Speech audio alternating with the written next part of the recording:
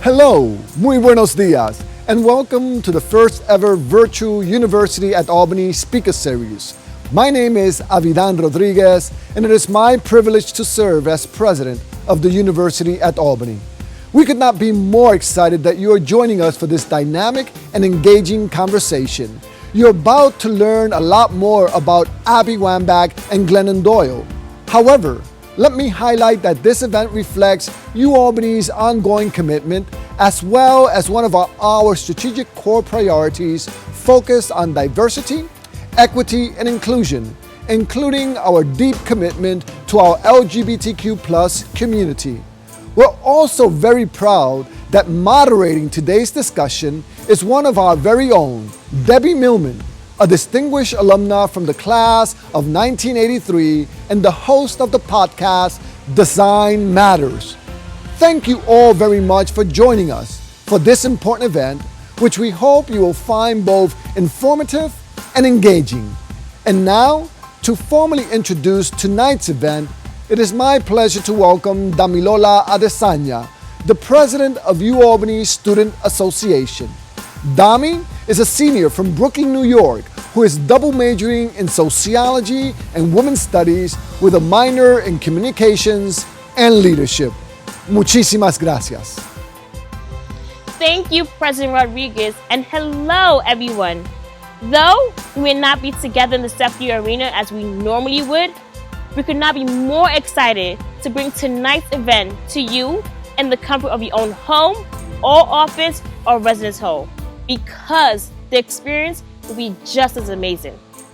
Some of you might recall other Speaker Series events that featured President Bill Clinton, basketball legend Magic Johnson, Supreme Court Justice Sonia Sotomayor, Olympic gold medalist Ali Raisman, actor and athlete Terry Crews, or journalist and author Danny Rather.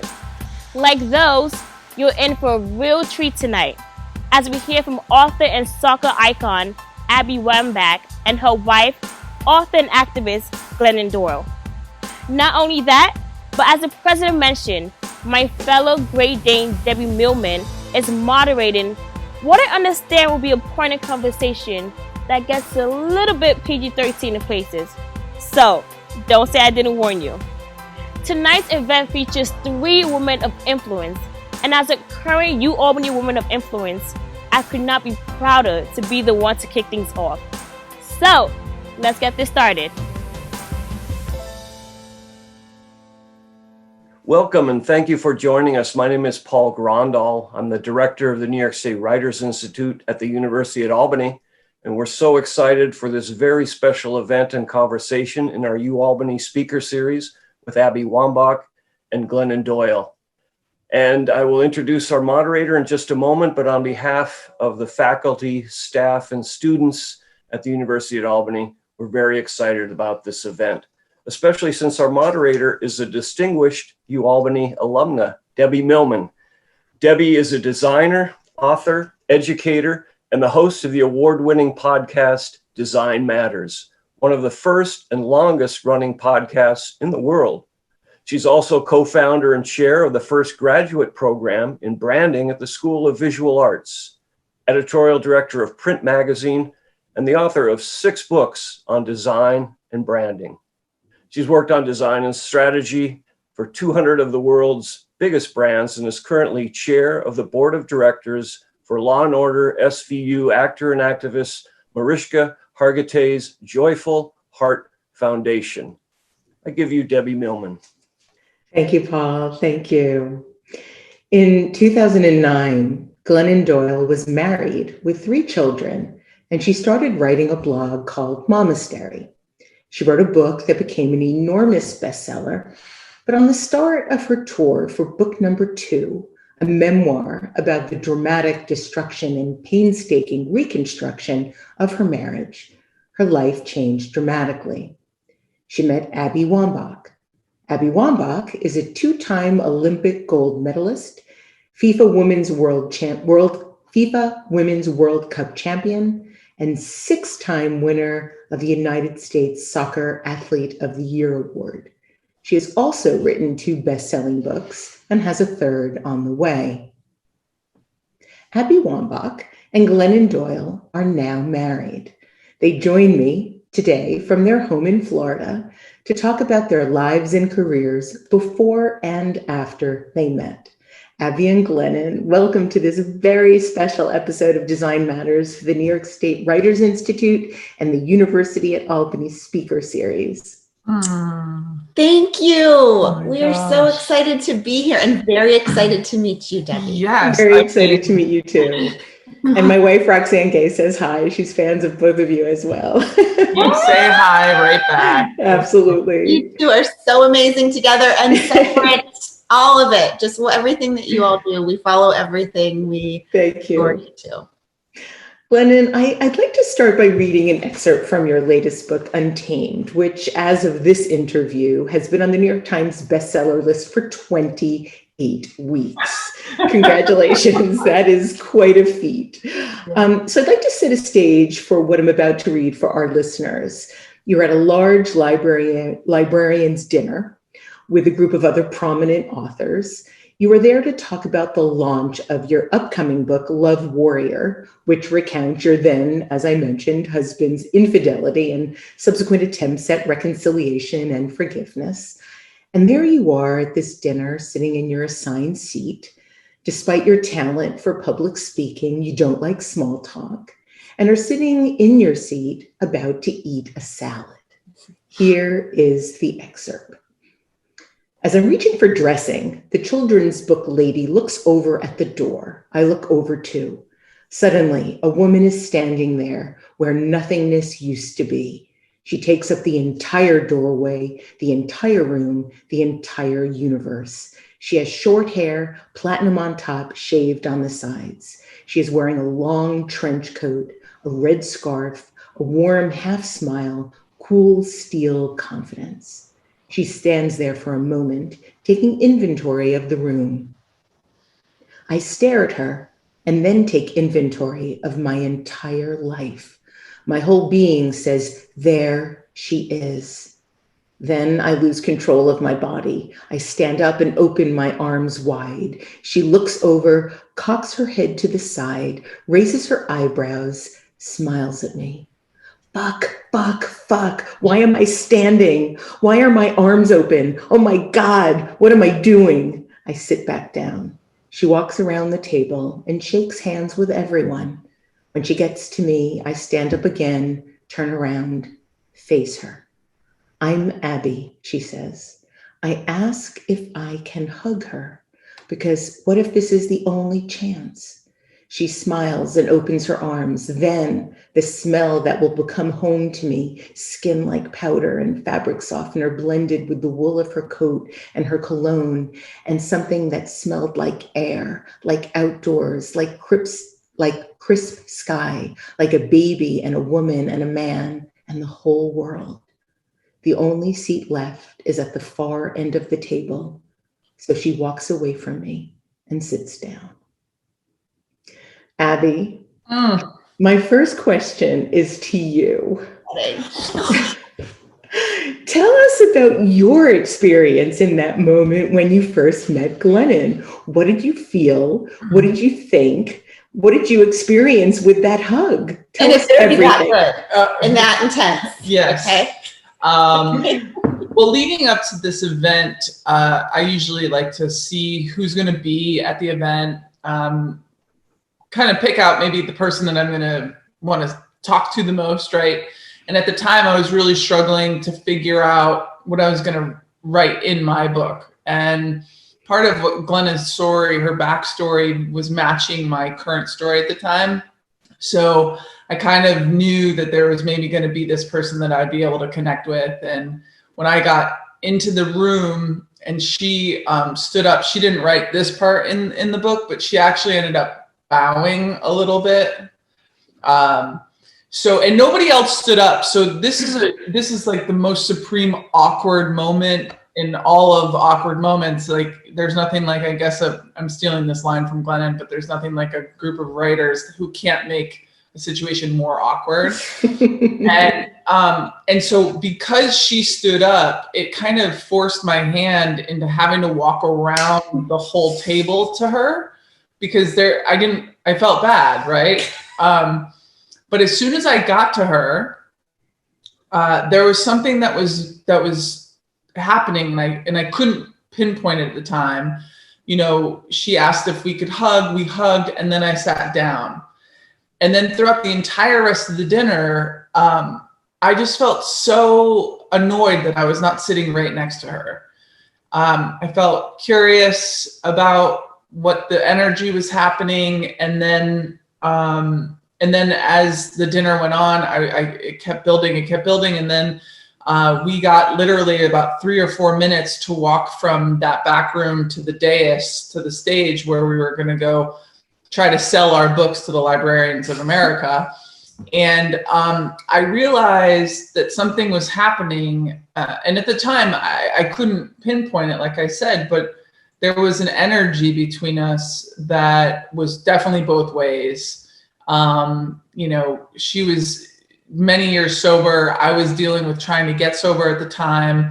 I was like a month sober. And so I thought maybe our relationship would be based in sobriety, and that she was maybe going to mentor me through my early sobriety days.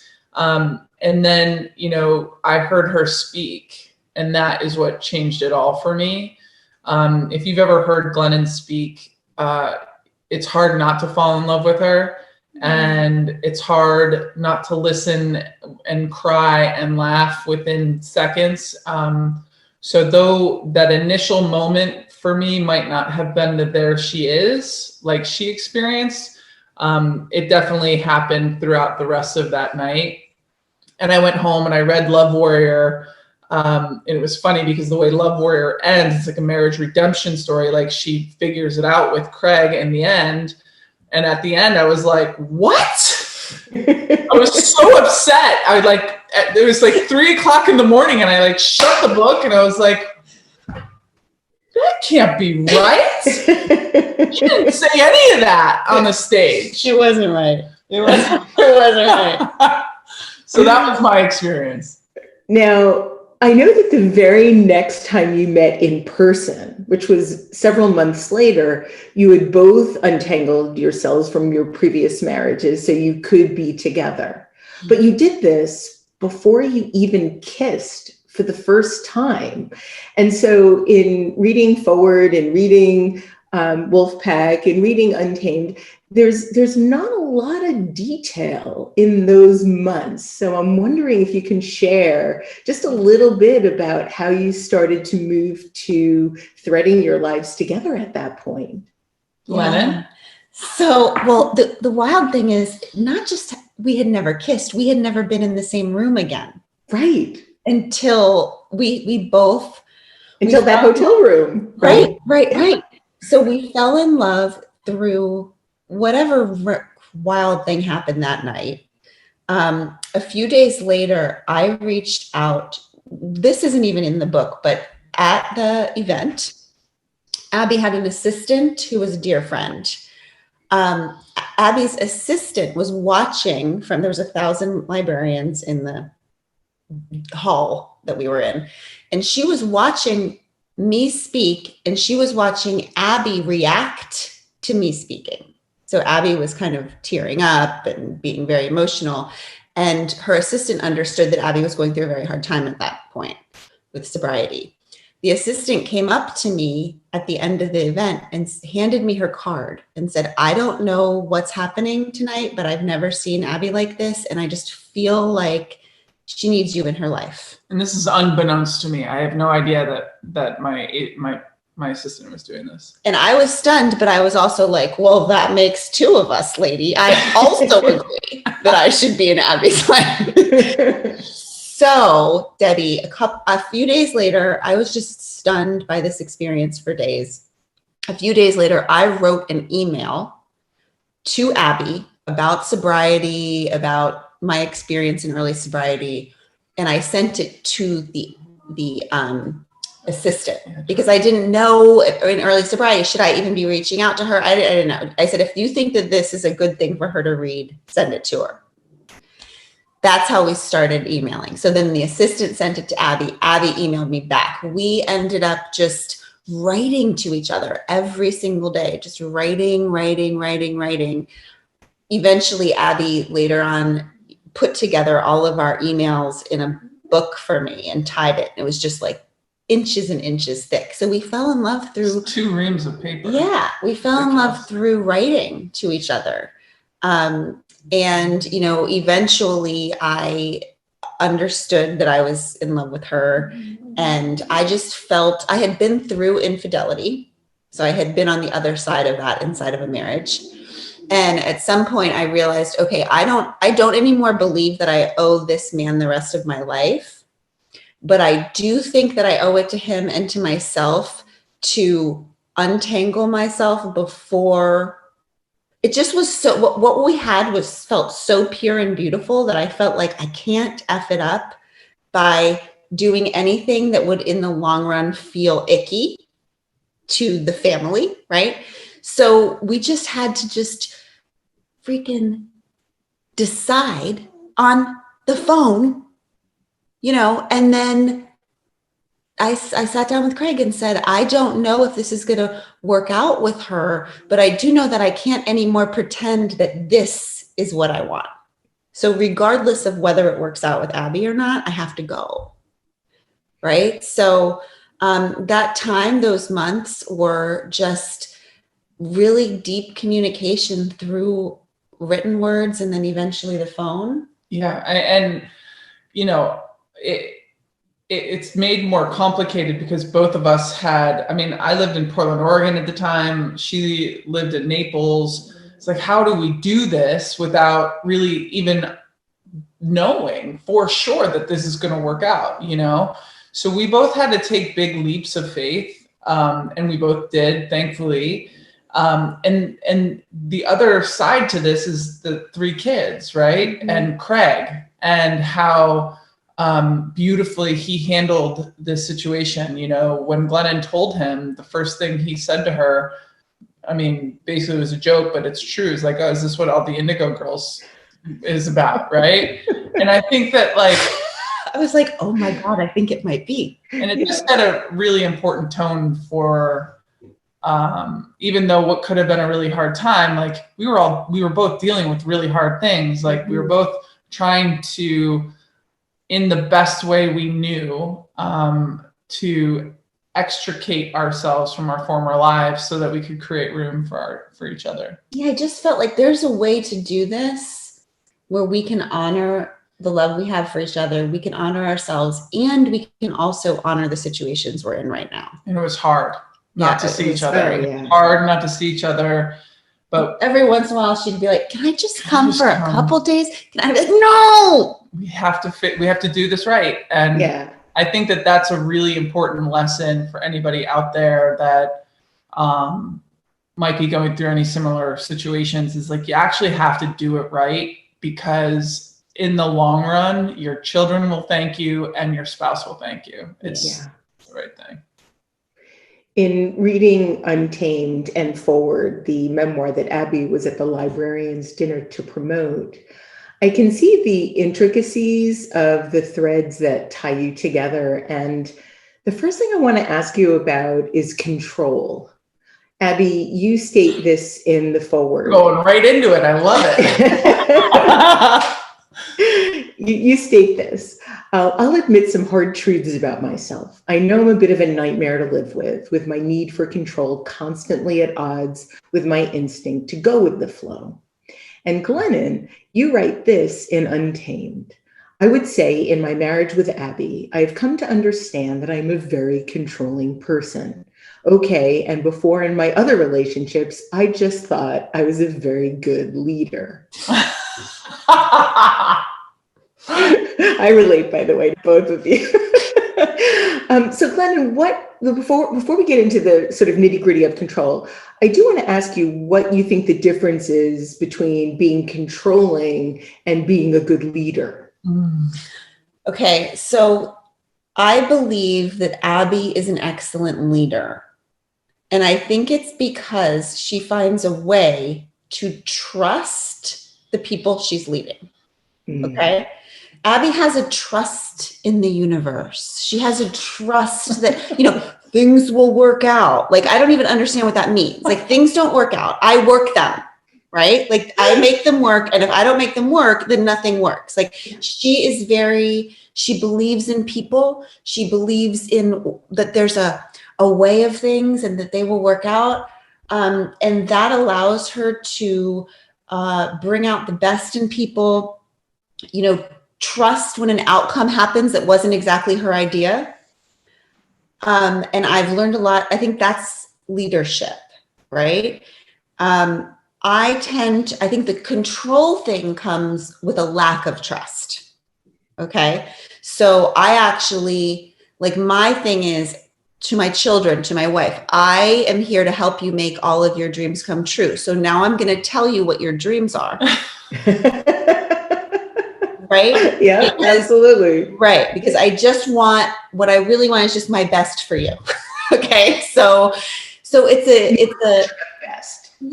Yes. And that comes, which is the best. Right. I will tell you what's the best, and then we will all go for it. Yeah. Right.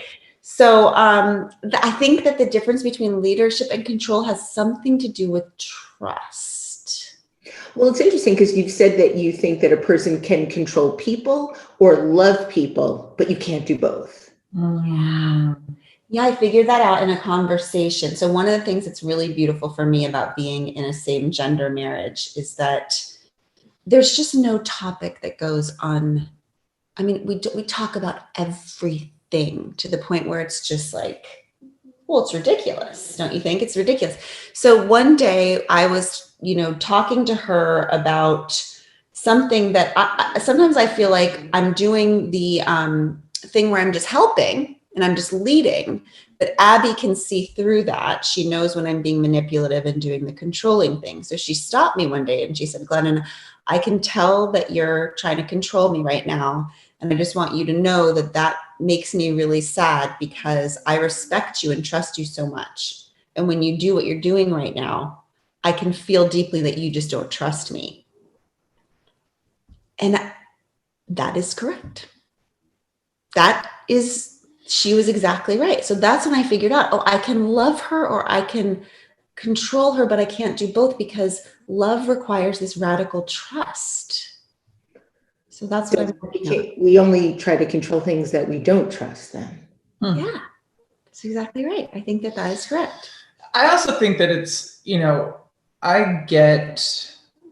there's a fear factor. It's like based on, in some ways, how we've been brought up and the way that we see the world, and you have anxiety and that sets a scene for you, right? In certain ways. So though you might have some controlling tendencies, I understand why you have them. And also the hard part for those folks who are in control and successful is that they actually think and deem the success of their life is because of their control, right? And so that's why it's so hard to disassociate some of this need for control or perceived need for control because it's so closely tied in to the success of a person's life in some ways. Yes. Yeah. And there's also a price to be paid for it. There is a sacrifice that you make for not necessarily fully trusting other people and also needing to have your hand in everything. It's exhausting. It's exhausting. I don't know how you all do it. Like, I don't have the time or the desire. However, you have been really successful. And so finding that balance, it's not up for me to say, like, this is your journey. And this is your journey, Debbie, that if you are a controlling person, finding that balance is super important. And also, like, maybe I'm wrong. Like, that's true. Seriously. She could just be wrong, Debbie. I don't pretend to know everything. I just know that my leadership technique is just different than yours. That is correct. Well, I think it's interesting. I think that, there have been times when I've had conversations with Roxanne about this, and she's like, well, don't you trust me? And it's not a matter of not trusting her. It's a matter of not trusting myself in my life, that anything bad could happen at any given time. And therefore I have to be on constant alert to make sure that nothing bad is going to happen and make sure everything stays exactly the same every single day. It's really exhausting. Yes. But I don't think it's about not trusting the other person, because I do feel deeply trustful of that person's presence in my life and feelings. It's a matter of not trusting the world. The world. Protect. Yes. This needs to be protected. So don't you feel like it's actually a deep, like almost spiritual, it's like, do some people believe that the world is on their side? Oh, and yes. things will work out, and that everything happens for a reason. And some people don't believe that. Some people believe that if the world stays together, it's because I worried enough. Yeah, Yes, that's absolutely. it. And also it's a perception of how in danger you are, right? Like for me, I'll go into I know best mode when our lives are at stake, right? So when I'm in fight or flight, like when I'm in that experience where I'm trying to make sure everybody gets out alive of some situation, that is when my perceived, like this is a situation where I got to go into that mode. I live there. That's where you live. I live there. That is where you live. You think everything is life and death. Yeah, and that's anxiety, right? Like, I don't know how much of that is mental health stuff. I don't know but I do live in fight or flight. But the very thing that we could in a marriage say that could be problematic is the very thing that makes you one of the best activists on the planet, right? Oh. So it's like, I don't know, I can take some of it. If you're saving the world also. Yeah. No, I totally get it. There are times, and Abby, I think you might sort of find this to be incredulous, but there are times when I'm watching a sports game, some sort of, whether it be a baseball game or a soccer game or a football game, and my team is losing, I have to leave the room because I think I'm the reason they're losing. Oh my God. Has nothing to do with. You're so powerful. Yeah, exactly. So powerful. I remember a time when there was a blackout in New York, and I was in Boston at the time. It was a big blackout, and I remember thinking, I'm so glad I'm not in New York at this time, because I thought it was my blow dryer that did it. So Debbie, it's a worry thing, but it's also a grandiosity thing. Mm-hmm. Oh, it's narcissism. Absolutely. There's no humility in it, in thinking that you control the world, right? Or that I'm responsible for all the bad things in the world. It's not like if something good happens, like there's a rainbow and I'm like, oh yay, it's because I'm here. Never. Well, good point. We take credit for none of the good stuff, but we take responsibility for all of the negative. I think part of why I'm able to see it kind of as it is, the way that I see it now, is because I have been in certain situations that I was one of the best players or on one of the best teams in the world, and things went wrong and it was my fault and the world didn't end.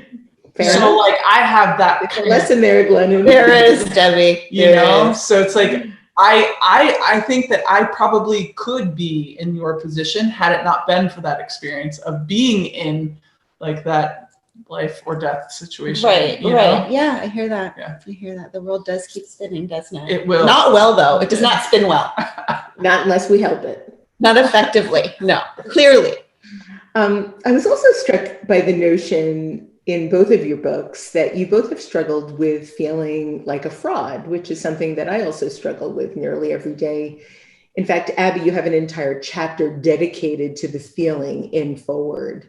And it's hard to imagine the holder of the world record for international goals for both men and women, soccer players, could ever feel like a fraud. I mean, that is tangible evidence. That's the really nice thing about sports and math, is tangible evidence. 2 goals is more than 1 goal. True. There's like a clear winner here. So what do you both feel is the foundation of that fraudness, or that fraudity, which is a word I've made up, but like. I think that the higher you are able to climb a mountain, the less stable your footing is. And I think that all people who achieve really high levels of success, in any way, I'm not talking about just monetarily, I'm talking about doing what they're wanting to be doing at the highest level. I think that it feels so daunting that I myself am doing the thing that I dreamed of doing, and I'm doing it in one of the best possible ways in the world. I think all people who find themselves in that position have to look in the mirror and wonder, really? Me? How did I do this, right? That doesn't mean that there is an equal amount of knowing that you deserve to be there and an understanding. I also think that women have a harder time believing that they deserve any kind of reward for their hard work, because we've been kind of given a lie our whole lives that everything that we get is handed to us, not that we've earned it. So yeah, that's what I would say. What do you think? Well, and also to be people who are leading, who are out there leading, and who have so many struggles, right? I mean, to be people who, you know, Abby was a person who was being, you know, called Captain America, and also struggling mightily with alcoholism, and like, you know, I am a clinically depressed motivational speaker.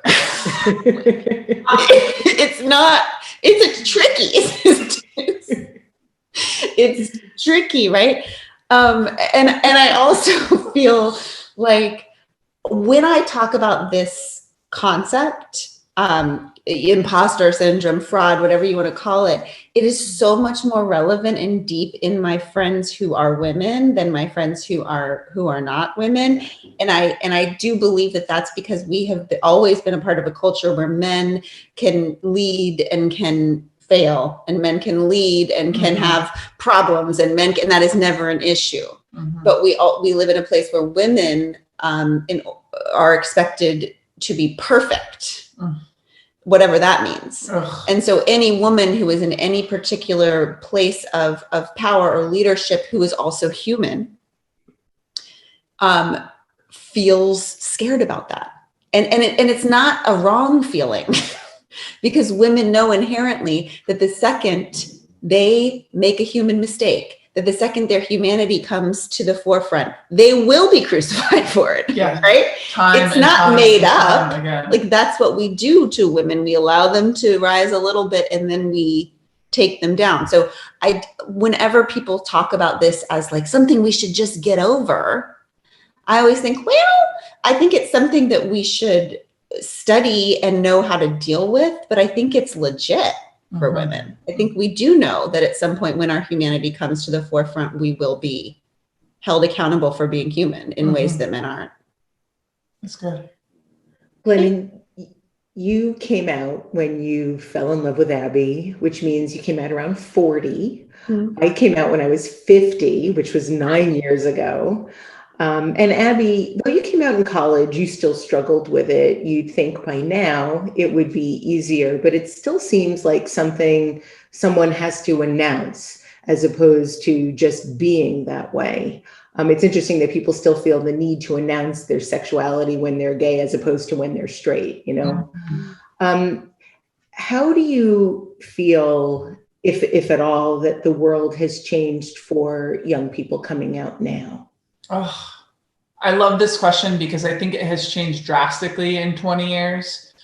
You know, our children, in terms of their sexualities, you know, our oldest, he told us years ago, he's like, I understand the fight for LGBTQ rights, but really, like, people my age, like, they don't really care. Like, just be you, love who you love, and like, that's the end of the story. He said, that's a grown-up problem. That's a grown-up problem. That's your own problem. But we have come a far way. And the interesting dichotomy between Glennon and I is that I still have unlearning to do around it, because I have internalized homophobia inside of me based on my upbringing, being brought up Catholic, the fear of God or whatever is inside of me. And Glennon just doesn't have that kind of shame. And she never internalized any of that. So it's really interesting, her late coming out And she'll tell more of the story. I think you'll probably tell, so I won't go into it. But I just think it's been such a beautiful thing to witness over the last 20 years, the growth of our country, the rights that we now have. Hopefully they won't be threatened over the coming years. And, you know, I think that for us, living out loud and being in the public eye is something that I'm so proud of. And one of the reasons why is because, you know, on our Twitter feeds, when we're posting weird stuff about what Glennon or I do in our home, it equalizes, it gives people a representative of a gay marriage that is the exact almost same as their heterosexual marriage, right? So that's really. And I think there's more to it than just like, I just happen to not have shame and you did. Like, I think it's because we grew up we came out in different times. So Abby and I were at the bank recently, and the man handed us paperwork for us to sign to become part of this bank. And he handed it to us. And at the top it said husband and wife. And I just burst out laughing. I just said, dude, you have got to be freaking kidding me. We're at this big table. I said, look at this. You just handed us this paperwork that says to us right here that we don't belong where you're trying to get, like, man, are you out of your mind in 2020? Like, this is what I was saying to him. And so we worked it out. We talked to him about welcome to, you know, this century. And then we got back in the car, and Abby was really quiet. And she said, Glenn, why is it always you that speaks out in those moments? She said, I looked at that paperwork and I noticed it and I wasn't going to say a thing. Why is it always you?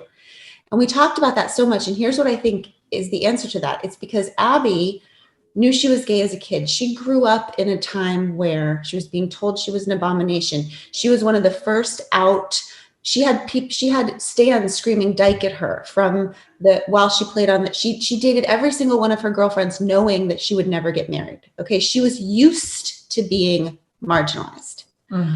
I grew up as a heterosexual, white, abled, thin, pretty enough, Christian girl and woman.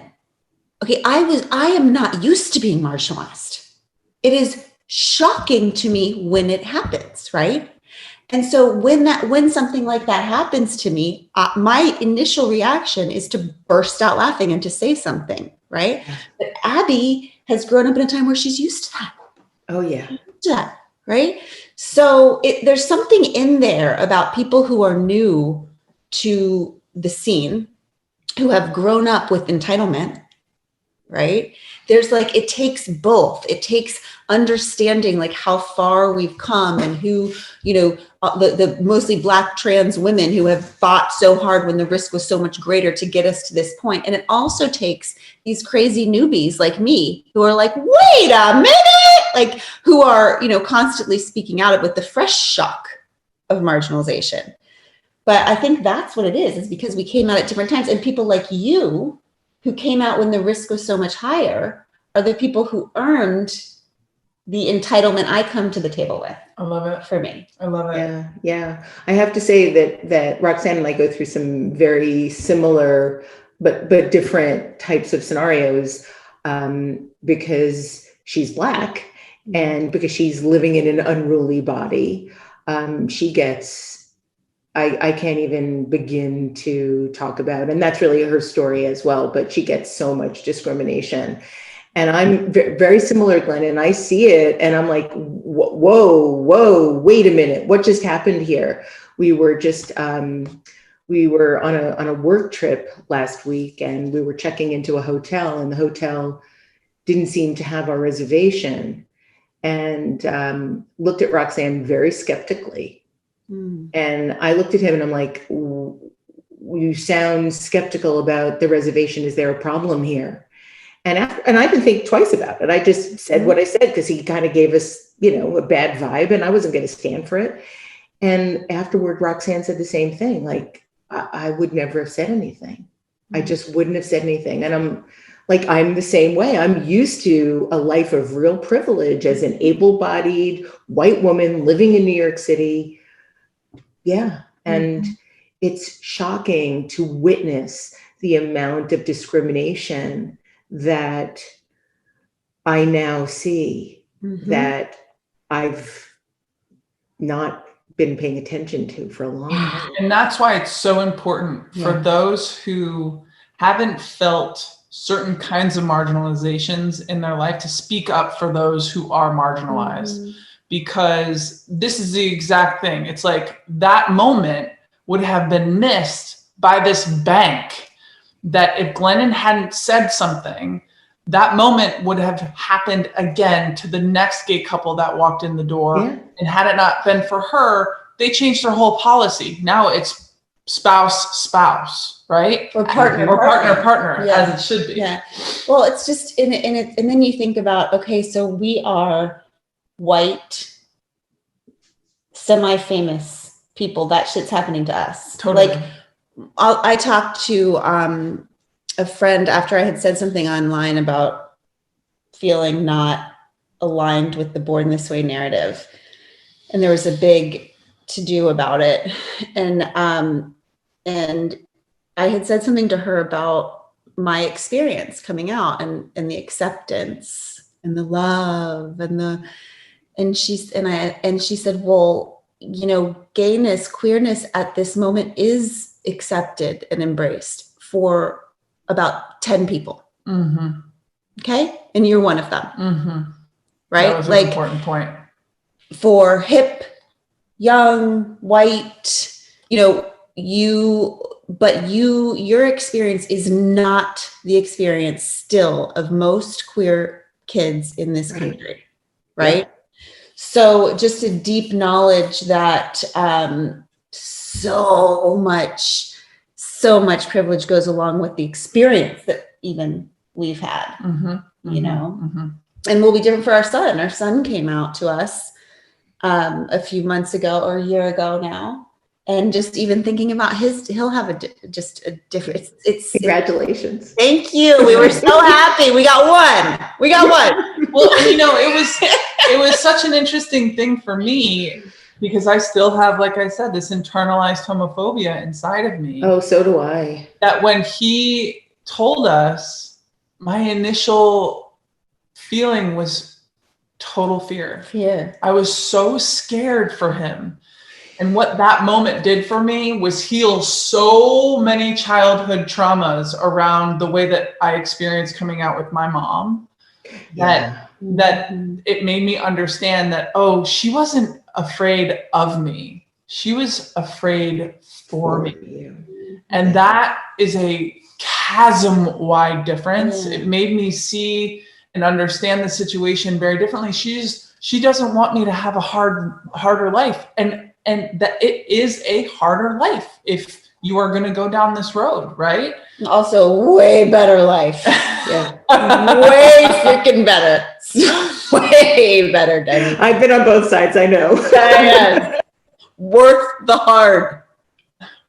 Yeah, but it is hard to hear that. I know that your mom said, and again, you know, I hope and really have a lot of faith in the idea that she was worried for you, not necessarily about that specific thing, but she said, no, you're not. You know, you said, Mom, I'm gay. No, you're not. Yeah. And I had friends say that to me. I came out at 50 and I sat across from a friend that I'd been friends with for years and years. And I said, I think I'm gay. She's like, no, you're not. And, you know, we're not friends anymore, but, you know, yeah. You're not. Oh, Lord. Really? I'm 50. I think that I might be able to speak for myself here.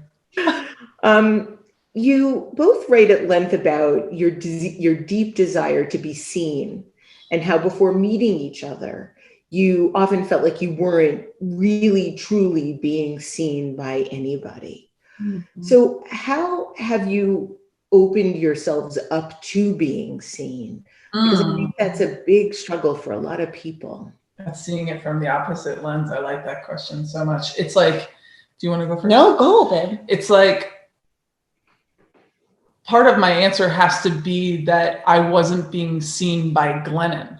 So of course I didn't feel seen because the right person wasn't, this is my romantic self, right? She's such a romantic, Debbie. But the other side of that coin is like, I had a deep knowing. I had something inside of me telling me that like who I was with and what I was doing before Glennon just wasn't completely right.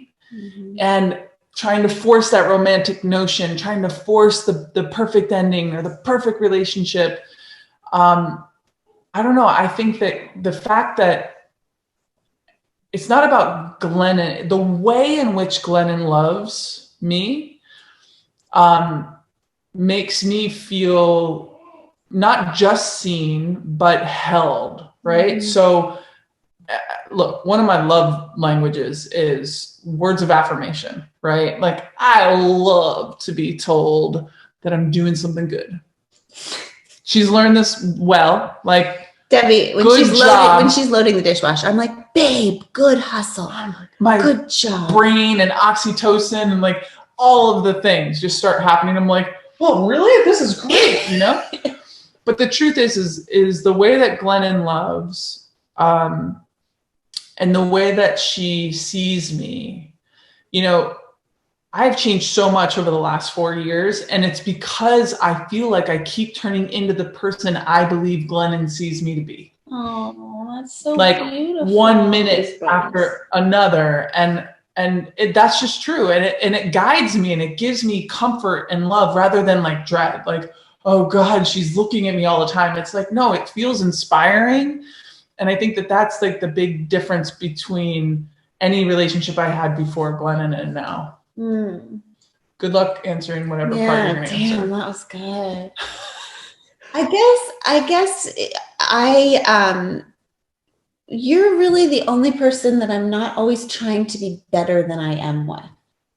Like, I just feel like I'm, you know, an anxious person and I'm just always trying to be calm, that I'm a, you know, controlling person and I'm always trying not to be. Like, I'll never forget the first time that I would say was kind of like a panic attack went in front of you. I don't know what was happening. I think I had screwed up and did something that I thought you were going to think was bad and mean and wrong. I had made a mistake with you, and we were laying in bed and I just started this panic attack thing, and I was in the middle of it and I was so embarrassed and I was curled up in a ball in the bed, and we made it through. You were just like holding me and we made it through. And then I said something like, I'm so sorry afterwards. And you said, oh, that's just what happens to people who are as magic as you are. Like, you're just feeling the universe so deeply. Like, I wouldn't change these moments for anything. Like, this is just part of the magic. And I was like, oh my God. Like, I can literally have a panic attack with this woman and she thinks it's magic. Like, there's nothing I can do to blow this up. It was this ultimate feeling of safety because I've dealt with mental health struggles my whole life. I have this fear that, like, my shame fear is, okay, I'm crazy and eventually they'll figure it out and then it'll be over, right? So to have that moment and have her see it as part of beauty and not even a departure from it. Yeah, like, yes, you are crazy and that's why I love you. yeah. Like, moving on. Yeah. I just don't feel like there's anything that is hiding that could be found out that will make you love me less. Totally. I mean, you know, and that's such a safe, beautiful. Well, I think that the work that you do, Glennon, puts you in a stratosphere in my mind. Like, you have like this portal to God that you feel and experience things different than the way the rest of us do. And because of that, and because of the way that I see you responding to that portal at times, sometimes it takes you out. Mm-hmm. Sometimes it takes you out for a few days and then you always go into action. Mm-hmm. So I'm glad to sit with you for those few days. Like, that's my role. That's like what I can do to help planet Earth be better, because I know in a couple of days, which a few days later, you showed up at the foot of my bed at 6 o'clock in the morning with an easel trying to fix the immigration crisis at the border. That's what it was. It was about the border. It was the panic attack about the border. That's right. And we did have an easel. Oh, I know. Yeah. I was like, it's 6 o'clock. She's like, kids are at the border in cages. Like, we have to get them out. Yeah. It's time. And you started immediately and made a difference. Glennon, you've written about how women are taught that the deep underlying belief about what we want is that if what we want hurts people, it must be bad and dangerous. And I was really thinking about this in relation to the dynamic between you and what you both do. And I started to wonder about how that relates to sports. And Abby, I was wondering if that notion flies in the face of being a competitive athlete, demanding the ball and wanting to win. Does that ever come into conflict with wanting to be generous or wanting to give other people the opportunity to do well? Do you ever feel that you need to share that? It's a really, really important question because the answer is and both, right? The answer is both things can be true at the same time, that you want to win, you want to be the best that you can be, you want ambition, you want money, whatever it is, right? And you can also want it for the people to your right and left. You know, the time that I spent on the women's national team was so important, not just for me, but it's important for the world because they're trying to revolutionize how leadership can actually evolve and go out and be true in the world. So our women's national team, the way that it's built is to push each other. And by pushing each other, by not being afraid of competition, right? Of competing, of putting it all on the line, not being afraid of that allows you to make gains. So for instance, we'll go into a practice and we'll be competing, but we're not competing against each other. We're competing with each other. And that is a totally different ballgame because when you're competing with each other, right, it gives me an opportunity. Alex Morgan scores a goal. I'm like, awesome, great job.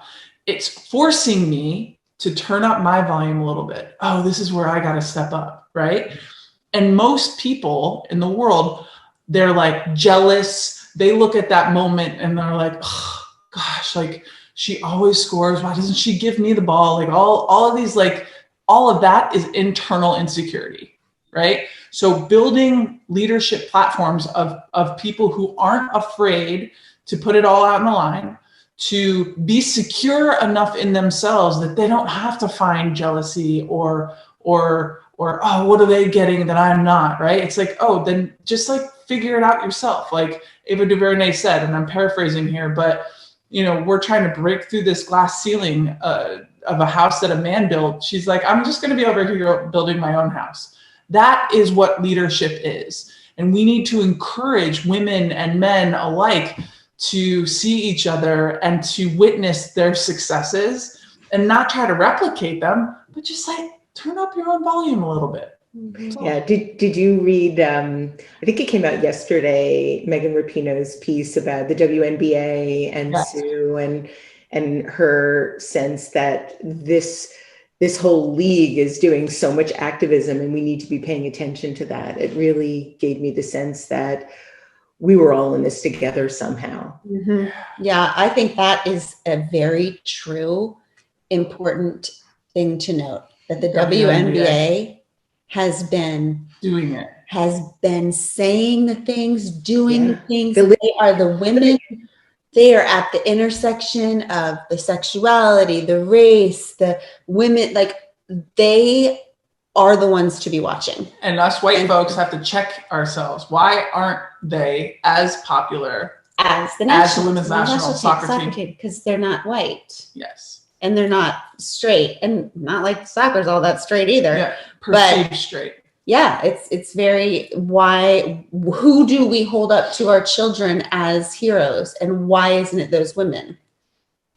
And why is it so convenient that it's the soccer team? Yeah, it's really interesting. Yeah, really. One of the things that I loved about preparing for this interview was seeing the commonalities in your lives, even before you met. Another commonality you both share is sobriety. You've talked about that a little bit. Glennon, you've said this about the experience. You said, since I got sober, I've never been fine again, not for a single moment. I've been exhausted and terrified and angry. I've been overwhelmed and underwhelmed, depressed and anxious. I've been amazed and awed and delighted and overjoyed. I have been alive. And so I get the sense that you don't ever really want to be fine and want to sort of feel everything. Is that right? Well, I mean, I think it's also a scenario in which you just decide what you can't have, and then you just don't choose it. Like, I'm never going to be fine. Like, that is not my experience. You know, I've since I was a kid, I think this is why I ended up in addiction, is that I had very high highs and low lows, and I was a deeply sensitive kid and still am. And food just numbed that out until I found alcohol, which was an even better, stronger number, and then all the other things. So I think that you just figure out by the time you're 40, in your 40s, hopefully, that you are who you are and you're not going to change it. So I'm not going to spend the rest of my life trying to be, calm. I'm not going to try to be calm or fine. I'm just going to see that, you know, there are gifts in it, right? Like the sensitivity that led me into addiction is also the sensitivity that makes me a good artist. Yes. Yeah. And the fire that I have, which anxiety, whatever, that makes me have hard times, and it makes me sweaty, and but it also makes me a good activist. Right. So it's just I think for me, it's a matter of working with what you have and figuring out that sometimes the thing that you've been told is your weakness your whole life is actually your strength. Yeah, actually, something that you wrote in Untamed is something that really stopped me, and I thought about it a lot. One thing that people seem most to avoid is heartbreak. In fact, I once had a student tell me he was afraid to pursue his dreams because if he failed, he would die of heartbreak. And yet you say, heartbreak is not something to be avoided. It's something to pursue. Heartbreak is one of the greatest clues of our lives. And I just wanted to ask if you can talk about in what way, how can we use our heartbreak to fuel our future? Well, it feels to me like what people, you know, my job basically for the last 15 years has just been to listen deeply to women, right? That's what I do. And it feels to me like what women want the most is purpose and their people. They want purpose and connection. Like, what if I die without finding my purpose? What if I die without ever finding my people? Yeah. You know? And what Fulfilling my potential. Yeah. And what I notice about people who have found both is it's always people who have figured out what makes them angry, what makes them heartbroken, what makes them, it's like the thing they can't stand in the world. And then they stand there, right? It's heartbreak. What is so unique about people is that what breaks everybody's heart is different, right? For some people, it's animal rights, and for some people, it's hunger, and for some people, it's war, and for some people, it's racial injustice, and then what I find is that when people can sit with that and get curious about it instead of just hot potatoing it away, when they can ask themselves, okay, where are the people in the world who are working to change this thing that breaks my heart? And then they go towards those people, they find their purpose and their people. It's like in the very thing that we're so obsessed with happy in this culture. What makes me happy? Follow my bliss. Okay, well, we don't investigate the more uncomfortable feelings. And I think the fact that we don't investigate those uncomfortable feelings is why we don't ever find our purpose. Because if we find out what breaks our heart and we go towards the people who are doing that work, we find our purpose and our people. Because there's no bond. I know this because of my work with Together Rising and all of it. There's no bond that happens that is stronger than the bond that happens among people who are doing the same world-changing work. You know, it's just in our culture, we don't teach people how to interrogate and get curious about discomfort. Like envy is another one of those ones we all avoid, right? We all pretend we don't have jealousy. We don't have envy and we feel ashamed of it. But what I have found is I'm only envious of the people who are doing the thing that I want to do. Absolutely. I see it as an alarm bell. Absolutely.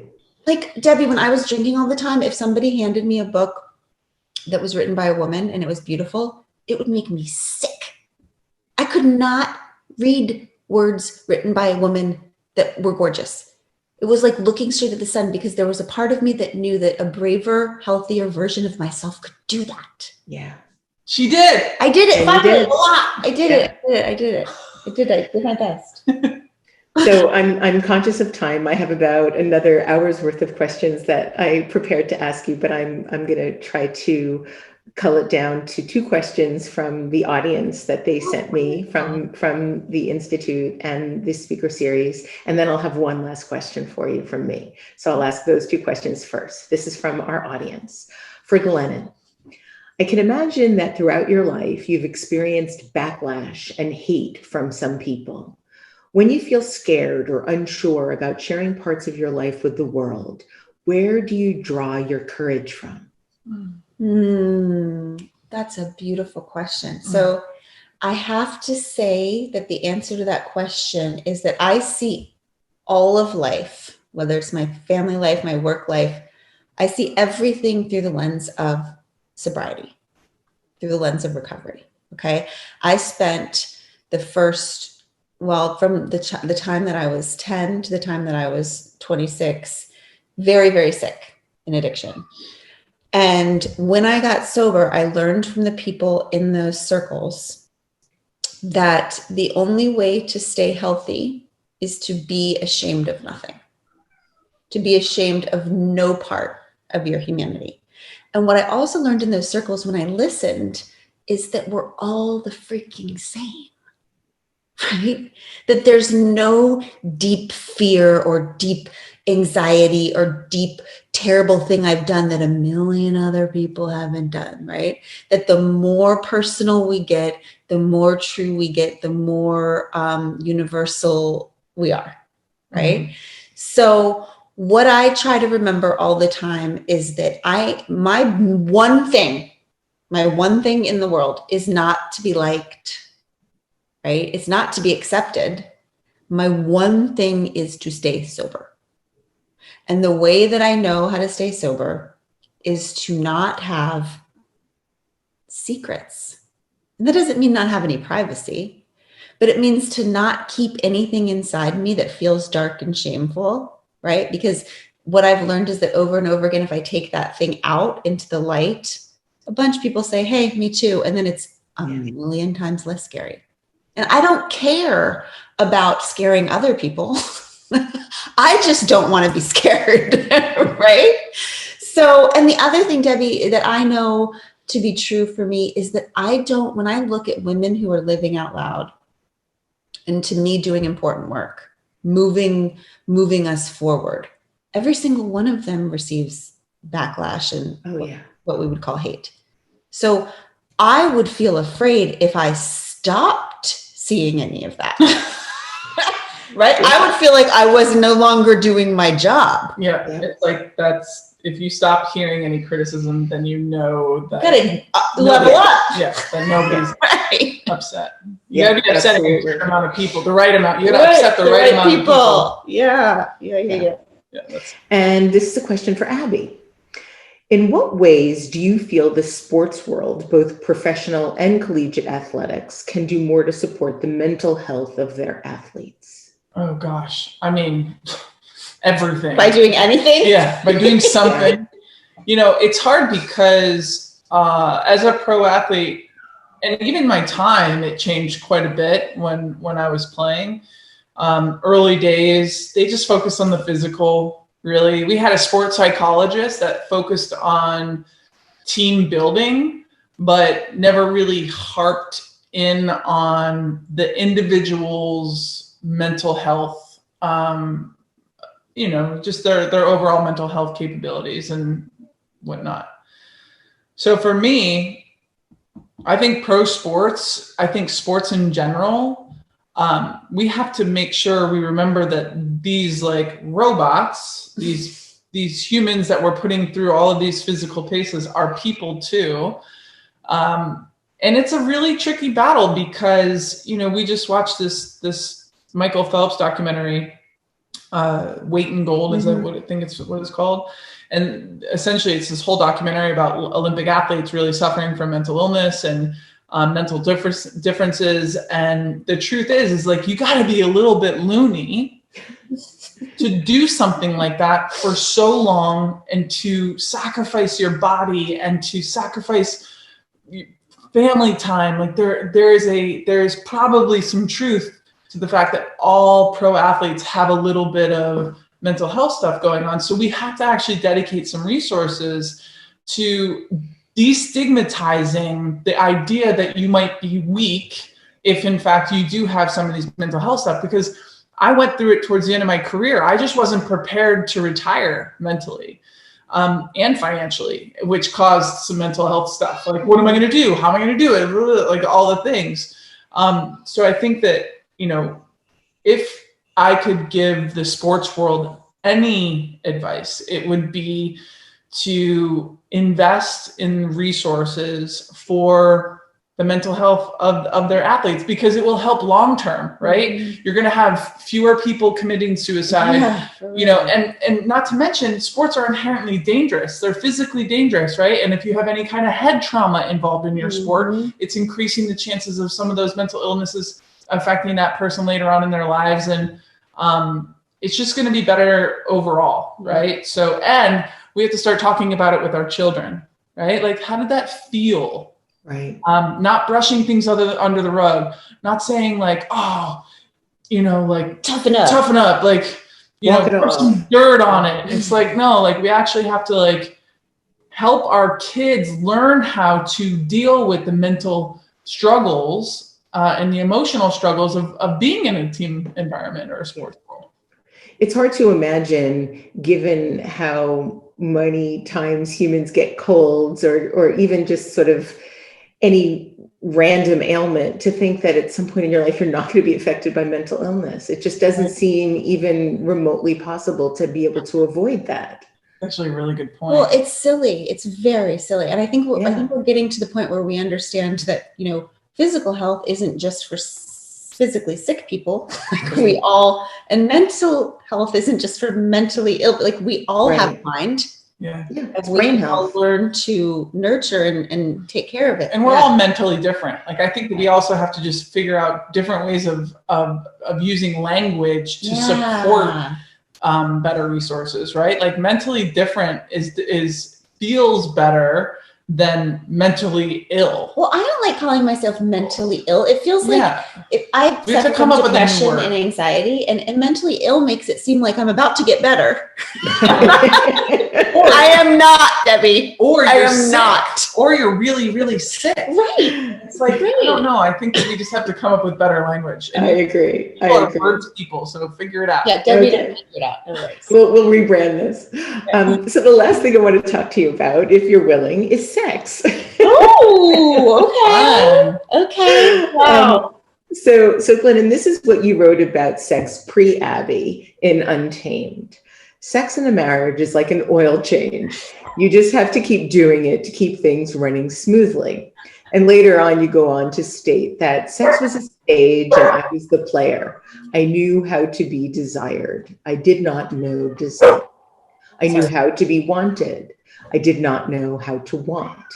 Then when you talked about this lack of joy with your ex-husband, your therapist asked you if you had tried giving him blowjobs instead. She stated that many women found blowjobs to be less intimate. You then promptly left the therapist. I did, Debbie. I did. So it's so interesting right now that your dog is barking and my cat is meowing. They are both desperate to join in this conversation. They're like, it's the sex talk. It's the sex talk. They came running. So my question to you is this, and it's a really serious one, and one that I have personal interest in understanding. My question is, how did you learn desire? This I want to know. Oh my God. I love that we're talking about this stuff. I think that I started to understand desire. I think that desire was what I felt during the There She Is moment. Like, I think the thing woke up in me that was like, I want her. Like, it wasn't like I want her to want me, which is how I had always understood this situation of like how you partner up and how you just find somebody who's kind of like checks your boxes and then you try to get them to like you and then whatever. It was a visceral, like, I want her. And then and then it just kept getting more and more intense. Oh my God. Well, especially all those months. Oh my God. Anticipation. My God, you must have destroyed that hotel room. Debbie, it was so intense. It was so intense. And then in the first, and this is making her crazy because she gets so embarrassed to talk about this stuff. In public, not in private. Right. And I can't talk about it in private, Debbie. So weird. That's so interesting. Oh my God, that's so interesting. I have no words when I get like, Same here. I can't. So that's why I love listening to this. It's sad to me. Like, it's like I'm embarrassed to talk about it one-on-one. I don't know. Anyway. That's the whole notion of asking about desire, because there seems to be some shame in wanting things and asking for what you want and in engaging in that kind of pleasure. Yeah. It's a deep rooted something that all women have to deal with, right? Like going after what you want and being ambitious and saying it. And yeah, so then when the first time that we were together in the hotel room, it was the first time that I felt like that desire completely took over and that I was not acting. I didn't even understand what sex was without acting. Mm-hmm. Meaning that when I was, I'm so sorry, I'm going to say this. When I was having sex previously, which didn't happen, what I would say to myself was, okay, this is how I'm supposed to be. This is the noises I'm supposed to be making. This is how I'm supposed to be moving. This is what I should do or say or get it. Okay. Moving on. And then with Abby, and by the way, I'm just going to say this to Debbie. Yeah. I'm going to say this to Debbie because look at her. She's so fantastic. And I've just forgotten that there's like a lot of other people listening. But I think that since Abby was like the more experienced lesbian in the relationship, meaning she had any experience, I think we both assumed that when we finally got together in that hotel room that she would be the like, oh my God, I can't believe one taking over. And that was not the case, Debbie. Yeah. Wow, awesome. Not the case. That was surprising for you, huh? Yes. Okay, now you go. I don't know what the question was. Fire. Oh yeah. Well, you've never had an issue with that. Right? No, I never bought into the whole Adam and Eve fairy tale fable that women aren't supposed to go after what they want. I've always been of the mind that there's going to be things that are going to be harder because I'm a woman, but I sure as hell am always going to go for what I want. And then being in an environment like the women's national team where you have... Do you see how you asked her about sex and she's talking about the national team? I'm a professional. Just note it, Debbie. I'm a professional. Noted. She's going to soccer. Yeah, okay. Well, look, if you're around people and the world tells you your whole life you shouldn't want this, you shouldn't have this, like we just were like, whatever, we don't care if you're telling us we can't have what we want, we're going to go ahead and go build it anyway. Yeah, that's true. And so that's what we did. And as it relates to sex, like, you know, I definitely was surprised that you took more of a leadership role in that way. I love it. We're going full circle here in so many ways. Yes. But I also think that was important for you. Yeah, it was. And it was like that was a truth and a reality that had to come to life to make this situation that we were getting into more real and truer and more beautiful. Yeah, because it was like, I want you, and I am going to go be led by my desire here, and not even let you take over. Yeah, so interesting. Yes. Oh, I love it. You are both such an extraordinary inspiration. Thank you so much for doing so much good in the world with your work, for sharing your ideas about love and power and sex. And thank you so much for joining me today on this very special episode of Design Matters for the New York State Writers Institute and the University of Albany Speaker Series. Oh, thank you. Thank you, Debbie. Seriously, thank what you a so dream much. this was. Your Thank you for questions such a were beautiful. Thank you. Thank It's a you. beautiful, authentic, an incredible conversation. You covered so much ground, so much powerful, useful, helpful information for our students, our faculty, our staff, our community, anyone who watches this. I loved from the Writers Institute and from the University at Albany, quote, "We fell in love by writing to each other." I love that. And you're just three bold, powerful women, but brilliant communicators. You really got into it. And I would just leave this quote from Abby from the conversation: "Love who you love and be you." Thank you very much on behalf of the University at Albany Speaker Series, the New York State Writers Institute, and our three superstars, Debbie Millman, Abby Wambach, and Glennon Doyle. Thank you very much. Thank you. Glennon Doyle's latest book is the #1 New York Times best-selling Untamed. And Abby Wambach's latest book is the #1 New York Times bestseller, Wolfpack: How to Come Together, Unleash Our Power, and Change the Game.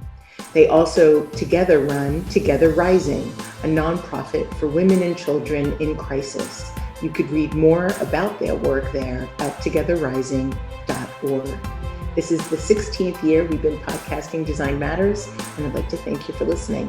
And remember, we can talk about making a difference, we can make a difference, or we can do both. I am Debbie Millman, and I look forward to talking with you again soon.